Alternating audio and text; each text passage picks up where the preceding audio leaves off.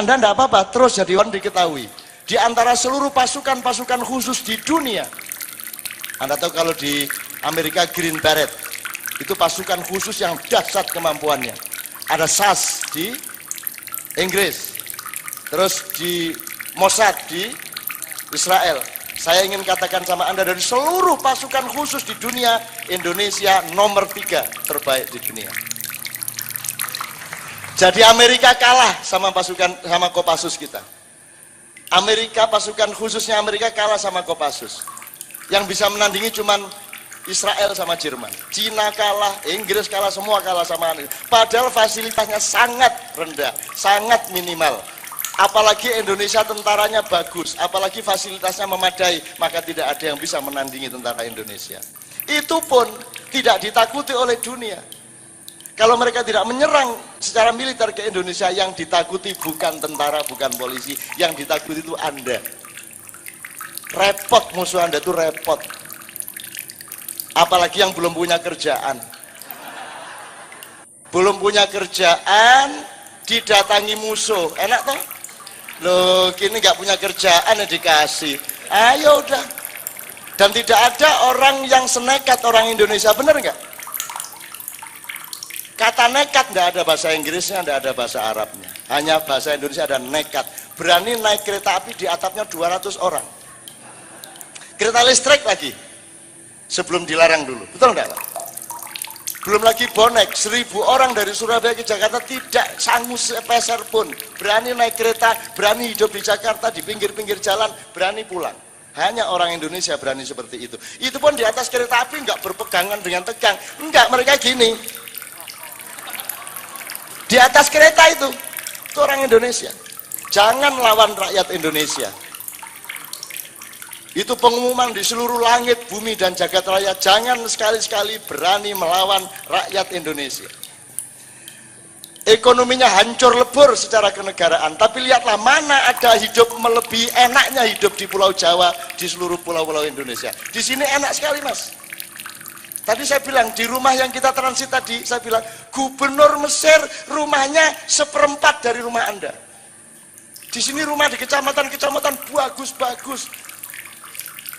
Nggak tahu kerjaannya apa, kok kaya-kaya di sini. Saya sama Kiai Kanjeng pentas di 6 provinsi Mesir.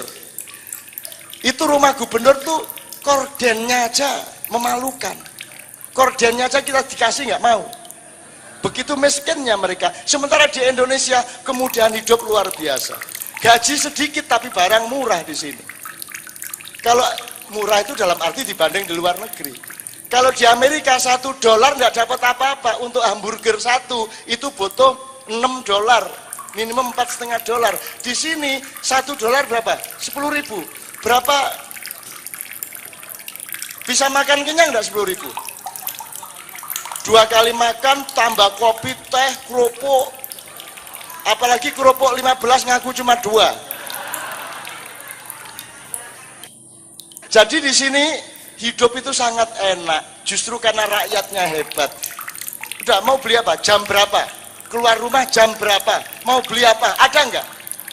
Ada aja tuh warung-warung tadi mana tuh nyelempit-nyelempit itu. Ada. Mau minum apa? Mau makan apa? Ada. Jam berapa saja? Itu Indonesia. Mau beli kartu, SIM card. Kamu pergi ke Inggris, kamu pergi ke Belanda, kamu pergi ke Turki. Untuk dapat satu kartu, ini tanya sama Kiai Kanjeng, kita ke Maroko, ngurus satu SIM card 3 jam tidak selesai. Di sini kayak beli kacang toh, dijiset, terus didaftarkan dengan nama pura-pura. Ya toh? Alamat palsu. Jadi, ya, lo semua orang. Gitu loh. Jadi Indonesia ini, Mas, memang hancur negaranya, memang hancur, kurang ajar pemerintahnya, tapi rakyatnya jagoan dan paling suci. Ketawa terus, belum lagi mentalnya hebat, semiskin apapun dia tetap tegar. Betul enggak? Makin miskin makin gini jalannya. Untuk menyembunyikan dia nggak punya duit. Betul enggak? Orang Indonesia kok, orang Indonesia itu sedih kayak apapun cengenges. Makin banyak utang, loh, gimana nggak punya kerjaan berani kawin di sini. Terus istrinya hamil, malah kredit motor. Betul nggak? Betul nggak? Berani kok di sini. Nanti 3 bulan nggak bisa bayar, paling disita.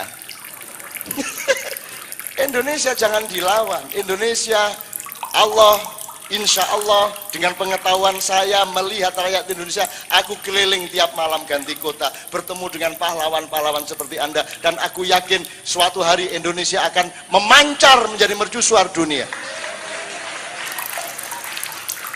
Kamu lihat film-film di televisi, kartun-kartun, Upin Ipin. Kamu pikir milik Malaysia itu bikinan kita. Cuman karena pemerintah kita nggak bener, akhirnya dijual di Malaysia. Film-film Jepang itu yang bikin kita.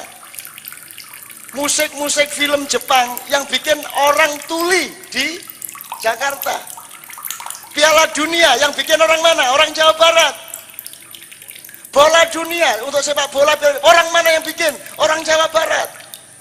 Semua yang bikin kita, cuman kita ini rendah hati.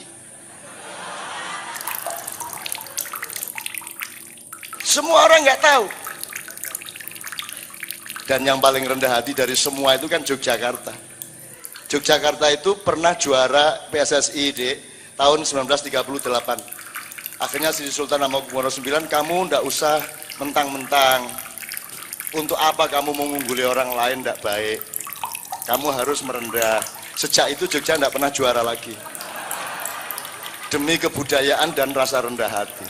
Jadi kita itu latihannya di Jogja, kipernya itu bukan bagaimana menangkap bola, tapi memperhatikan karakter lawan. Wah, itu penyerangnya setengah mati, giring bola dari sana, oper-operan. Itu kan ditonton bapak ibunya, teman-temannya, latihannya berbulan-bulan itu untuk bisa masukkan bola. Masa kita gagalkan? Kasihan. Monggo masuk, silakan. Nah, gitu mas. Gitu mas. Itu sepak bola jadi kebudayaan di sini, gitu loh. Kita juga gitu, kalau nyerang, Jogja itu kalau nyerang mas, sampai depan gawang tinggal dulu masuk, itu di sini muncul kearifan. Nggak tega, ini bisa shock ini kipernya ini, bisa stres ini. Siapa tahu bapaknya sudah tua, stroke ini nanti kalau sampai kemasukan. Akhirnya mau dimasukkan nggak jadi, mangke mawon terus balik, gitu mas.